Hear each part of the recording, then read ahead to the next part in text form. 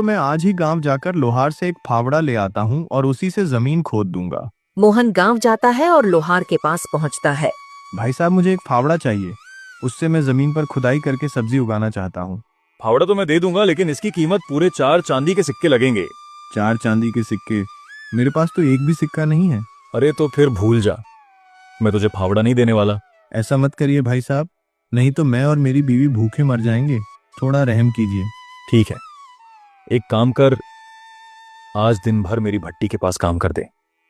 अगर तू मेहनत करेगा तो शाम को मैं तुझे फावड़ा मुफ्त में दे दूंगा। ठीक है, मैं काम करने के लिए तैयार हूँ। फिर मोहन दिन भर भट्टी के पास खड़ी मेहनत करता है। आग की तपिश और पसीने से लथपथ हो जाता है। शाम को लोहार खुश होकर उसे फावड़ा दे देता है। ले ये रहा फावड़ा, तूने मेहनत की है, अब ये तेरा ही है। बहुत बहुत धन्यवाद भाई साहब।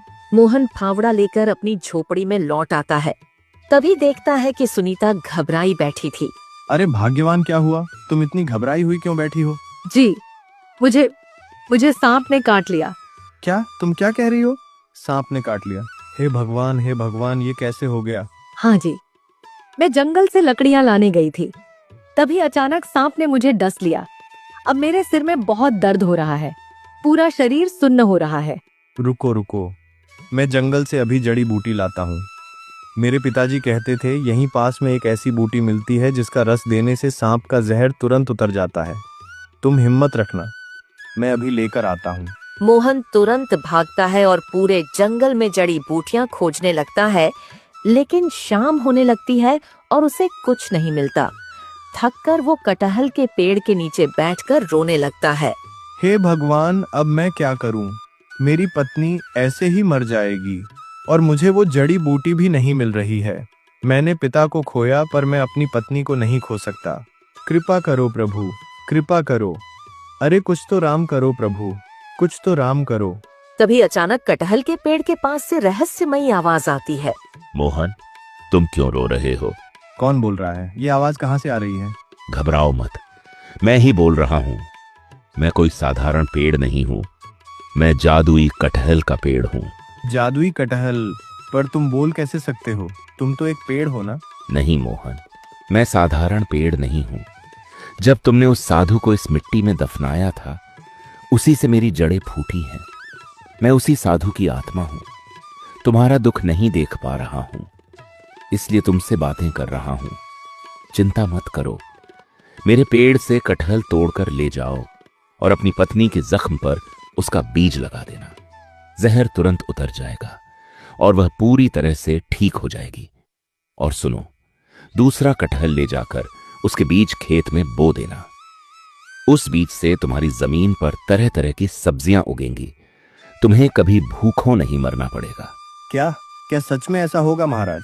हाँ मोहन, ये तुम्हारे पुण्य कर्मों का फल है।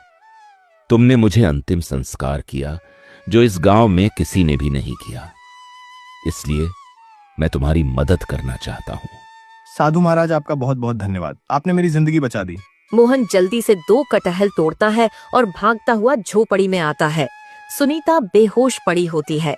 हे भगवान, मेरी पत्नी तो बेहोश हो गई है, मुझे जल्दी कुछ करना होगा। वो कटहल काटकर उसका बीज सुनीता के जख्मों पर लगाता है। कुछ ही देर बाद सुनीता होश में आ जाती है। ये क्या हुआ? मैं तो मर गई थी ना? मेरे साथ क्या हुआ था जी? भाग्यवान, तुम्हें सांप ने काट लिया था, लेकिन देखो, जैसे ही मैंने ये जादुई कटहल का बीज तुम्हारे जख्म पर लगाया, तुम ठीक हो गए। जादुई कटहल?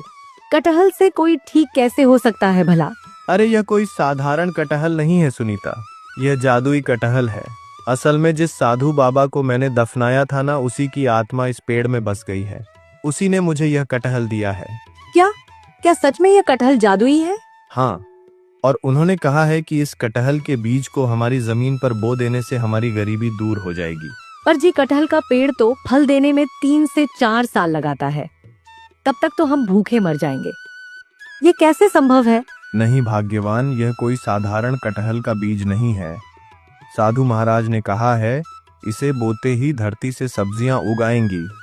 हमें भरोसा रखना चाहिए। ये तो बहुत अच्छी बात है जी। सच में भगवान हमारे साथ है। हाँ, कल सुबह ही हम दोनों खेत में यह बीज बो देंगे। और अगली सुबह होते ही मोहन और सुनीता जल्दी उठकर पूरे खेत में वो जादुई कटहल के बीज बो देते हैं। बोते समय सुनीता थोड़ी घबरा कर कहती है, जी, मुझे अभी भी विश्वास नहीं हो रहा कि यह बीज सच में सब्जी उगाएगा। अगर यह साधारण बीज हुआ तो भाग्यवान साधु महाराज की आत्मा ने खुद मुझसे कहा है, हमें उन पर भरोसा रखना होगा। इतना कहकर दोनों पूरे खेत में बीजों से भर देते हैं और थक कर अपनी झोपड़ी में लौट आते हैं। फिर अगली सुबह वो दोनों खेत में जाते हैं तो देखकर दंग रह जाते हैं। जहाँ कल तक बंजर जमीन थी, वहाँ तरह तरह की हरी भरी सब्जियाँ, फल और पौधों के साथ खेत लहलहा रहे होते हैं। हे भगवान, ये कैसे संभव है?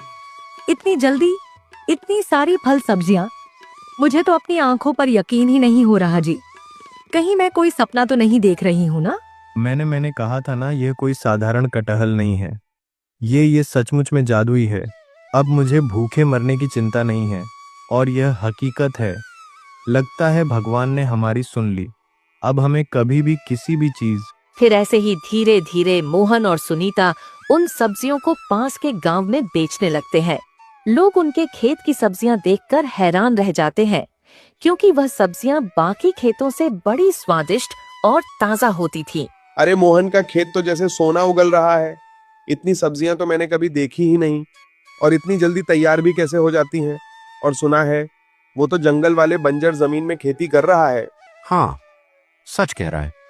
ये सब्जियां तो पूरे इलाके में कहीं नहीं मिलती। लगता है जरूर इसके पीछे कोई राज है। राज हो या मेहनत, पर इतना तो साफ है कि आज मोहन पूरे इलाके का सबसे बड़ा किसान बन गया है। देखते ही देखते मोहन और सुनीता का नाम पूरे इलाके में फैल जाता है। उनकी गरीबी दूर होने लगती है, लेकिन लखन और महिमा को जलन होने लगती है। अरे यह कैसे हो सकता है? जो मोहन कल तक झोपड़ी में भूखा मर रहा था, वो ढेर सारी सब्जियां बेच रहा है। जरूर कोई राज है और मुझे तो वो जानना ही होगा। हाँ, मैंने भी देखा है। उनके खेत में तरह तरह की सब्जियां लगी हैं, बिना पानी, बिना खाद। यह सब कैसे संभव है?